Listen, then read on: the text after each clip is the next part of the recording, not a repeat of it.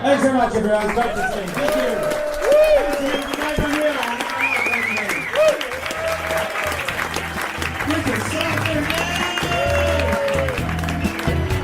All right, yeah, we'll be in touch.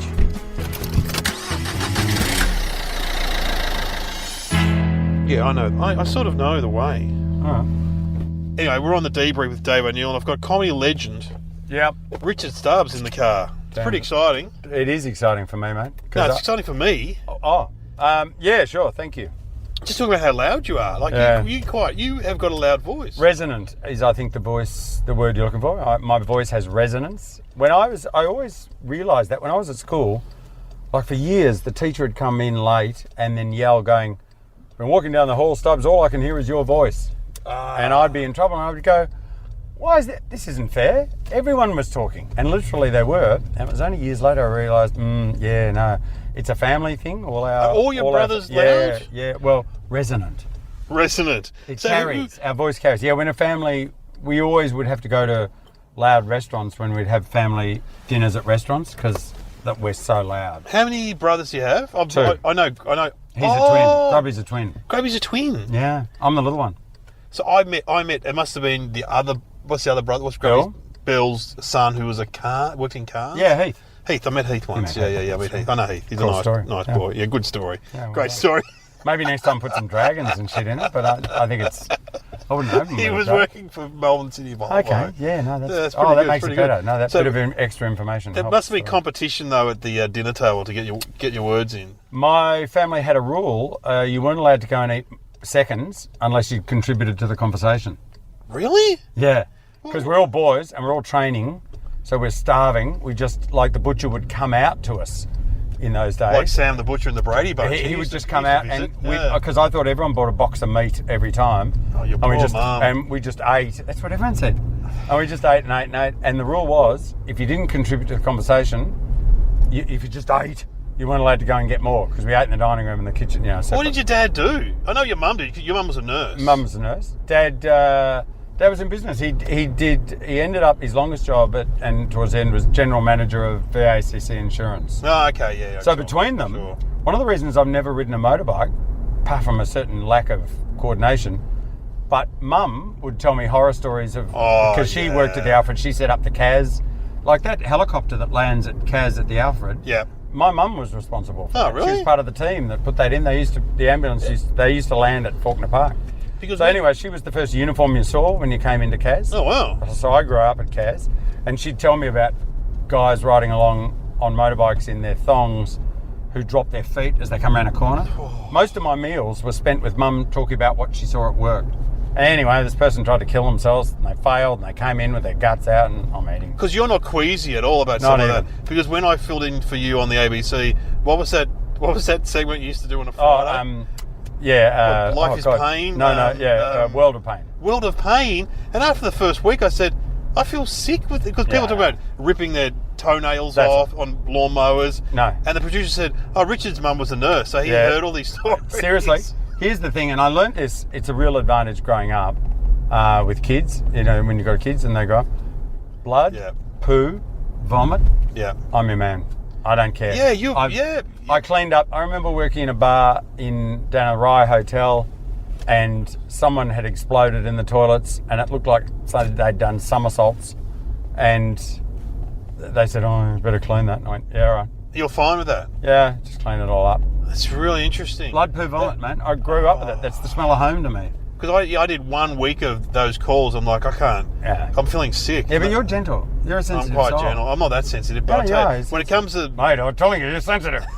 But how long did you do ABC radio for? 11 years. Wow. And for people who don't know, that's radio where you're by yourself, basically. As opposed, you came from a team... Commercial. I did commercial teams. I also did commercial on my own because I did mornings for 4 years. No, I did XY was a team, and then I did Triple M mornings, which was on my own. That was a bit awkward. Took the station off air 3 or 4 times.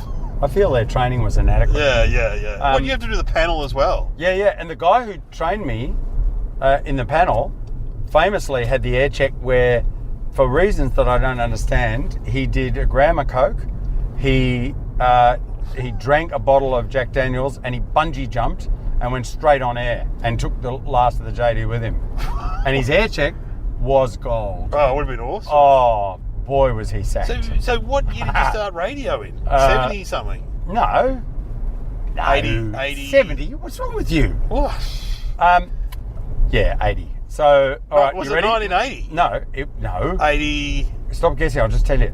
I did first stand-up gig, 1983. Wow.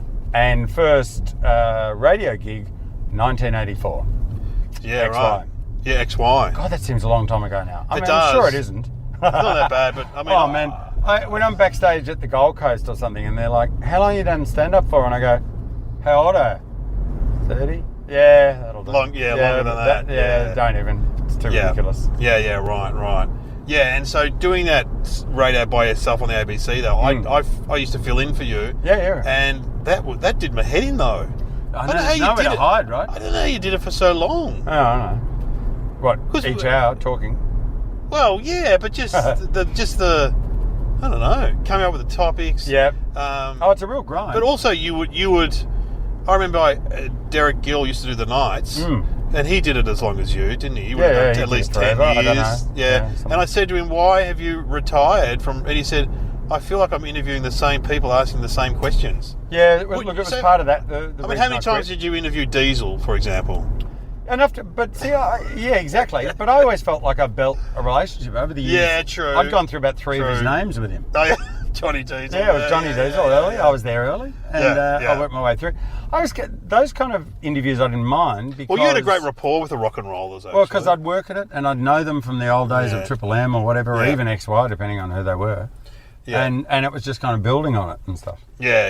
So I didn't mind that so much. But you're right, it's a grind. I mean, it was time to leave when it was time to leave. That's why I quit. Well, don't worry. When I fill in for you and you get to say the guys from the Angels, the look of disappointment on their face when Stubbsie wasn't there. Where's Richard? Oh, he's having a holiday. Yeah. So they weren't informed. Nice. Yeah, that's nice. Can I tell you, radio did lots of things. I've never won anything from radio. I've never got an award. You never won an award? Nah, never. However, I did hit peak everything in my radio career. Picture this.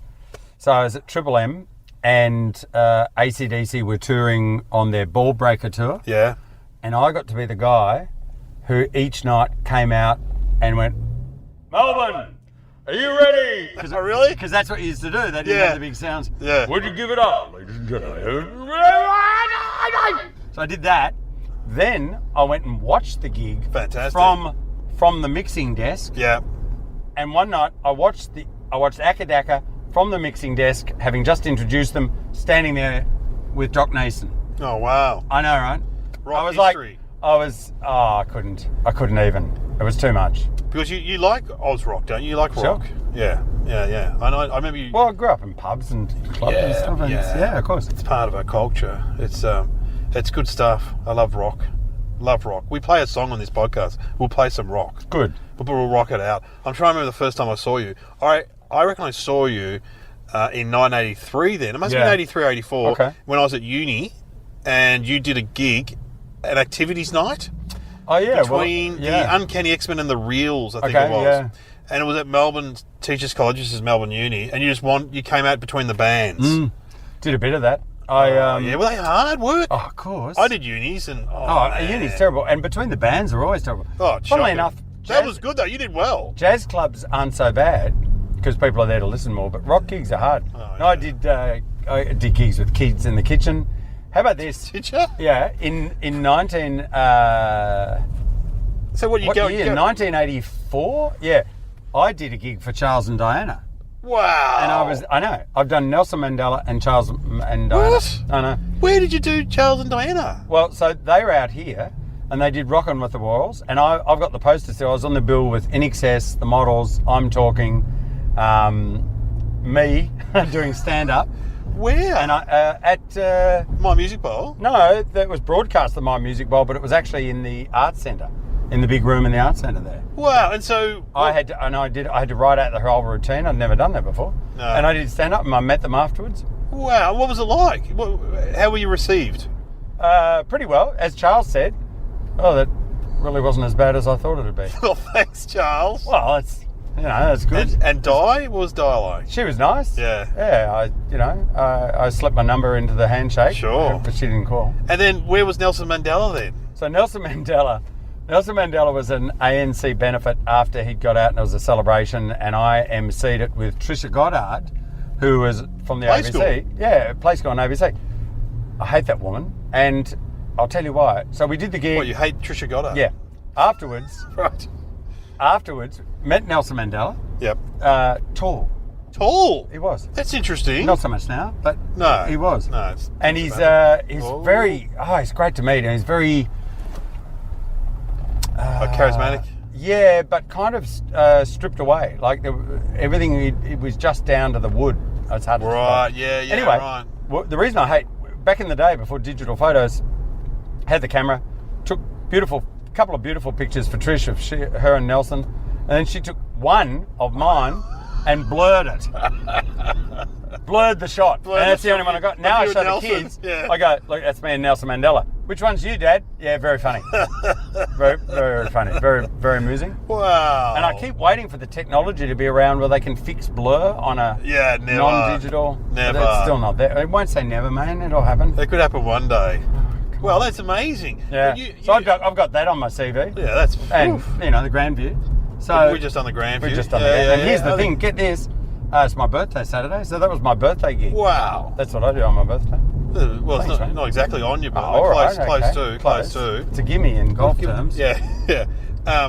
But you stopped doing stand-up for a while because of radio? Well, not really. I always did corporate work. No, I was raising my kids. And that was important. And I was doing radio, and that was important. And I did corporate work. I just stopped going out to the pubs and clubs stuff. and bars because I was raising my kids. And I remember Danny Katz was... His mum was my neighbour. Wow. Well, he said to me, look, I stopped doing stand-up because I had kids, and I didn't think anyone wanted to hear about being a dad. I went, mate, you've got to go into a stand-up room.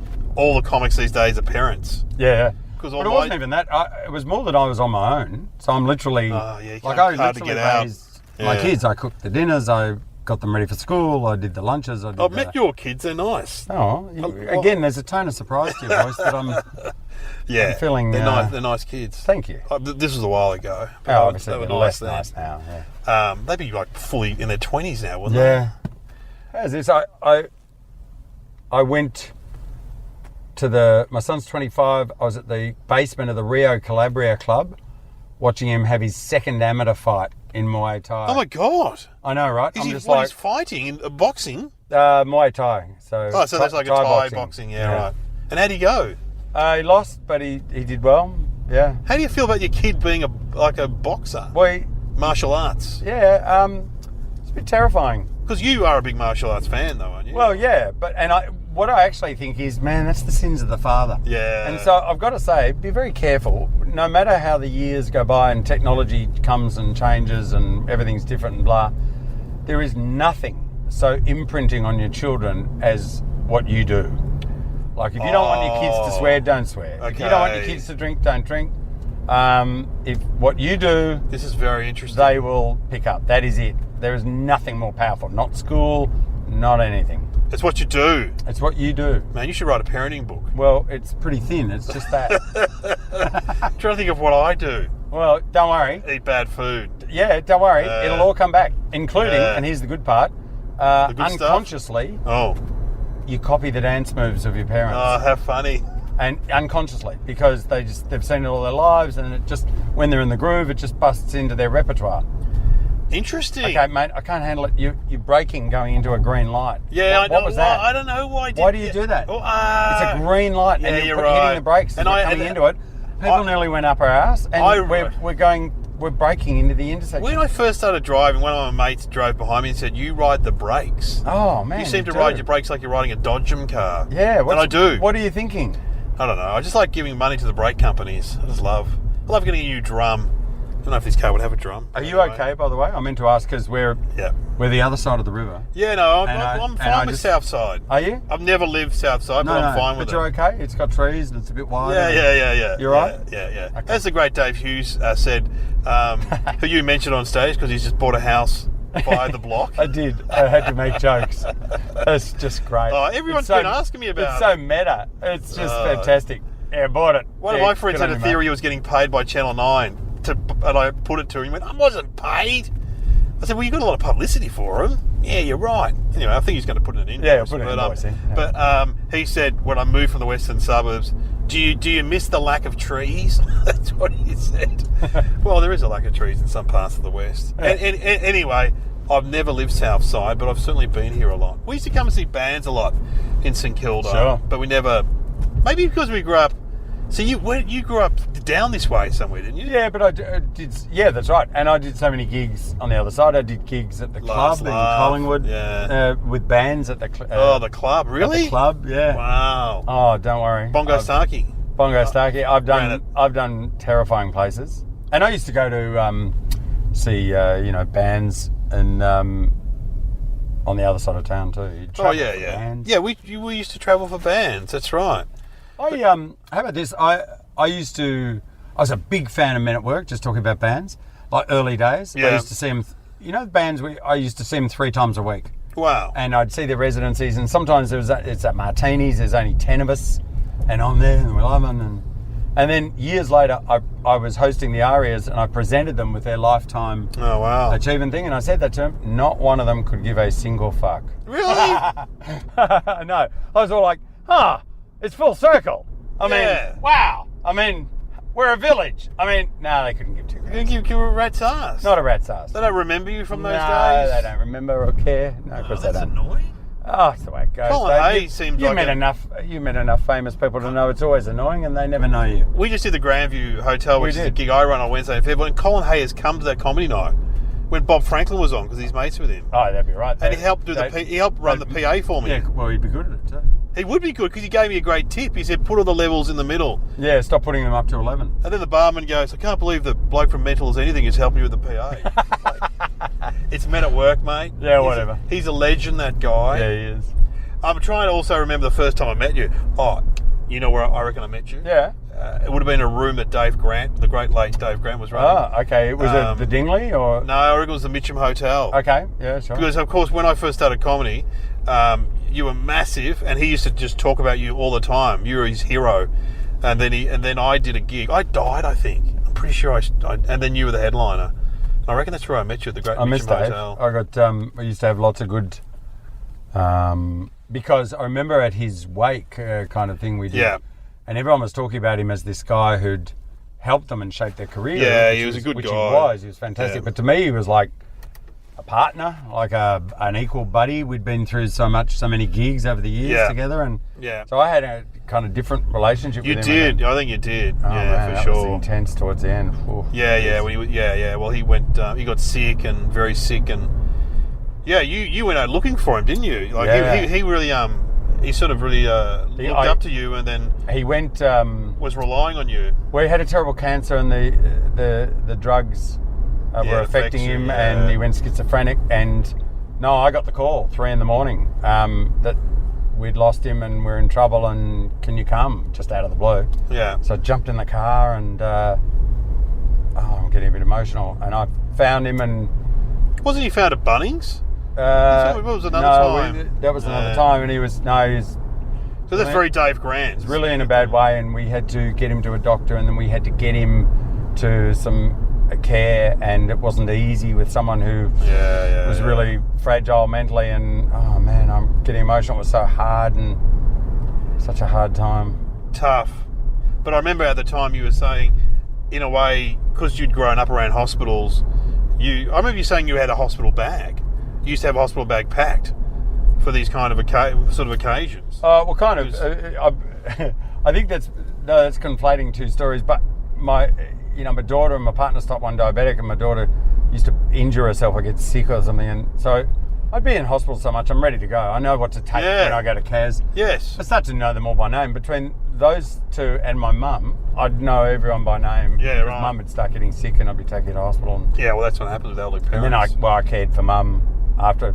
That's the other reason I stopped the radio. My kids I'd cared for, and then they got big, and then by then I, like a lot of people my age, I transitioned and cared for my mum, and kept her at home, and just brought care into her, and I looked after her until she passed. And then she passed in the year that I'd done the centenary of Anzac with the ABC at Gallipoli, and I just went, you know what? That's enough. That's time. It's time for me just to pull this pin and just go. And that's why I'm doing stand-up now. That's why I'm back doing gigs. I just needed, if anyone's looked after, being a carer, you just get sad, and I needed to cheer myself up. I just needed to be happy. Rodney Rude did it. Oh yeah, Rodney Rude. I sat next to him at a lunch. Yeah. I don't know. I mean, I obviously know who Rodney Rude is, but I didn't know who he was. Oh yeah, I've done lots of gigs with Rodney. Yeah. And he said, and then someone said, "It's Rodney Rude, mate." And I said, "What are you doing?" This was like 4 or 5 years ago, and he said, "Oh, I'm looking after my elderly parents. Yeah. I've stopped stand-up." But he's back. I think they passed away, so he's back into it. Yeah. Well, I can understand that. He's great. I remember seeing him in this. Oh man, this New South Wales club, and it was just like baying hounds. And he's walking around and he's just hitting them over there with a microphone, going, "Look at me, I'm funny. Look at me, I'm funny. Look at me." Until he grabbed their attention. I was just, wow. Well, remember the Sydney Comedy Store used to have the slogan, "Come and give them hell," or something like that. Yeah. They encouraged heckling. Oh, it was so hard. Yeah, I remember doing it in the early 90s, and it was a bit brutal back then.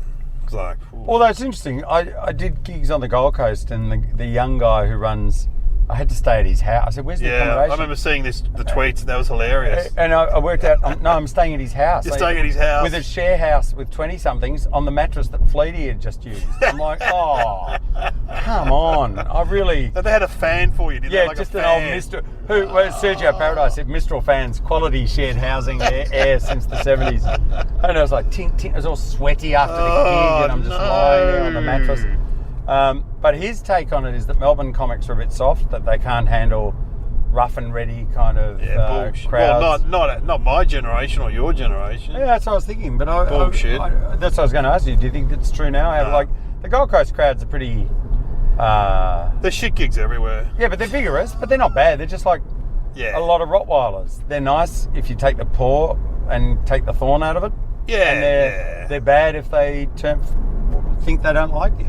I think it depends on the Melbourne comic, but most of, if they've been doing it for over 15, 20 years, they'll be fine at it. You know, what I mean? They've done enough. We've all done enough gigs. You could say that about anything, couldn't you? Yeah. If I've been doing it 15, 20 years, I've got to be all right. You've got to be, surely, exactly. Otherwise, why am I doing it? Well, got to stop. That's right. We're coming up past one of my favourite stories. The Masonic Lodge had the block on the corner, and they bought it, and they wanted to develop the whole block. But the guy on the corner who runs Tiny Town Motors wouldn't sell. Oh, wow. And they kept upping the price, and he went, "No, get stuffed." And I'm like, "Mate, this is your cash. This is your ticket." "No, they're going to get stuffed." And the Masons waited years and years and years, and eventually what they had to do was just build their glittering new multi-storey building, and we're going to go past Tiny Town, which is now just on the corner, a shitbox green old building that he could have sold for a fortune, but didn't cash in his Tats Lotto ticket, and now it's all too late. So we're going past it now. On your left, Dave. Look at this building. Look at it. Look at it. Look at it. Look at Tiny Town on the corner. Look at that. That's testament to one old coot just going, "I won't." Look, they've had to make a corner out of the building. That's like when you see like a house in a car park. Yeah. No, they just have not given. And they tried to fence him in to not give him space, and he just won't move. He's just shocking. And he could have sold it up for millions because they were desperate for the corner. Yeah. Nah. They just built around him. Nose and face cut off. You can get in the right lane here, mate. Hey, this episode of The Debrief is brought to you by Sheba. It's a great rideshare app where all the drivers are women. That's right, every single driver is a woman. So set up your account by downloading the Apple or Android app, and multiple users can use the one account. Enjoy the one account. And also, this is a great idea for dads like myself. You can set up an account for your daughters. Corporate accounts are available too. Sheba also takes booking. It's female-only driving service. You're back with Richard Stubbs on The Debrief, having a great chat, and there are some questions I ask everyone. How do you open windows, mate? I don't mean to be personal, but we're both doing gigs and it's just steaming up in the odour. Oh, mate, Can you take your foot off the brake? You're hating it, aren't you? You're surging up a hill. Why are you braking going up a hill? I was never taught to drive properly. The IGA is on the left. Okay, hang on. We were just talking about people who've done stuff for 15, 20 years and they're okay at it. How long have I been driving? Yeah, since I was 20. So 32 at least. Oh, mate, you couldn't drive a nail. I love how you call it an IGA, but it's actually a service station. Whatever. Look, that's IGA thing. This is your local, is it? So Do you know they don't have a frequent? They don't have a frequent user card.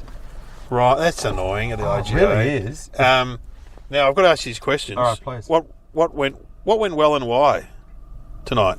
These debrief questions. Oh, okay. Sorry, I was thinking you're getting weird. I ask everyone, don't worry. Oh, okay, cool. Yeah, I knew that. All the early stuff that I was just making up on the spot.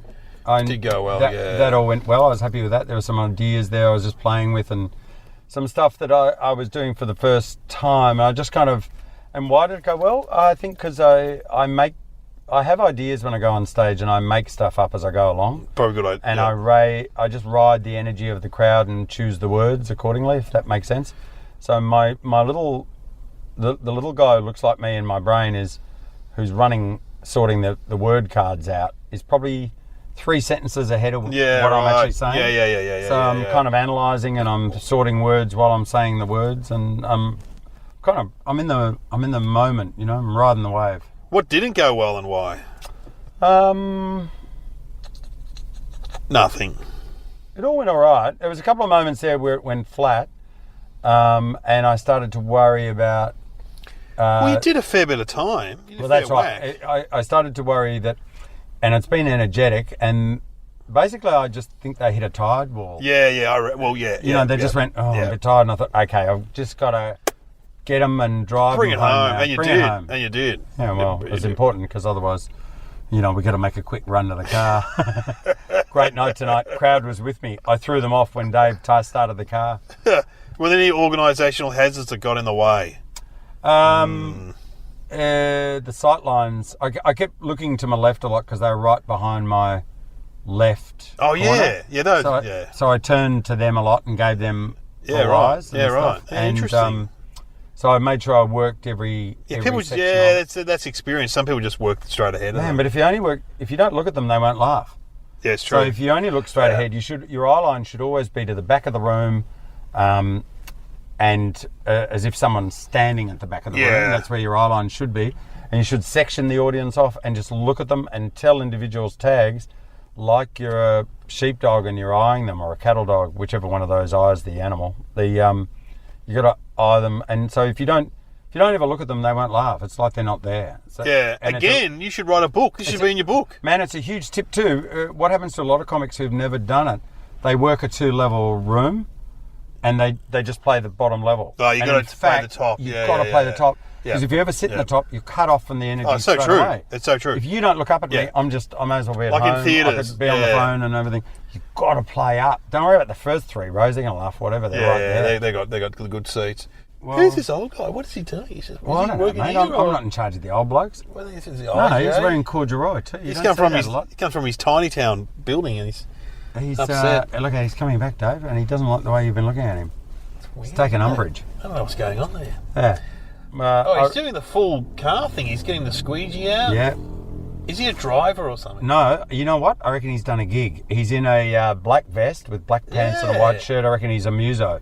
I reckon he's a jazz. And of course he is. He's done the jazz because he's got a bit of the Colonel Sanders beard. Yes. He's probably like us, about to pop in for a servo pie. Ooh, what are you going to get in the servo? Well, you're very healthy though, aren't you? I know, but I've just said the word servo pie. Really? They were probably fresh this morning. I'm not a pie servo guy. But it's hooves and lips. I know. I'm more a packet of chips, but I shouldn't anyway. We won't do that, Dave, because we'll just like cry ourselves to sleep. We can play a song now. We said we'd play some rock. Some Oz rock. What's a good Oz rock? Well, you've been around Oz rock so long. Let's go. I mentioned the Angels. What about Marseille? Oh yeah, great song. Let's do that, because I like that. That drives it along. It's a good song. Here we go. Well, Richard, thanks for coming on the debrief. It's been such a pleasure, Dave. I've wanted to be the one. This is number 2, isn't it? I didn't miss I missed out on the first one, but I made it. Second, well, it's top 20. I don't 10? know what number I'm up to. Maybe 15th. I don't know. Have you done? I think I've been looking. You've done a few. You've done over 20, I think. I've done over 20. Okay. Okay. Well, that cut me. Yeah, but that's. It depends on your downloads, how many you'll get, and then you could easily get up to the top. So you waited till it was building, in the market in downloads. I wanted to get you on. And then you brought me in for that. You're headlining. Man, thank you. You're headlining. Oh, man. I wanted to get you on when there was an audience. I didn't want you to bring in early. Yeah, thank you. No, you care. Just leave Stubbs for later. Yeah, that's I actually said that. Everyone says that. Leave Stubbs for later. Anyway. But no, it's just when you're doing the gig with me. Anyway. Well, no need to kill the romance of it. Well, let's IGA it. Let's go and get a drink.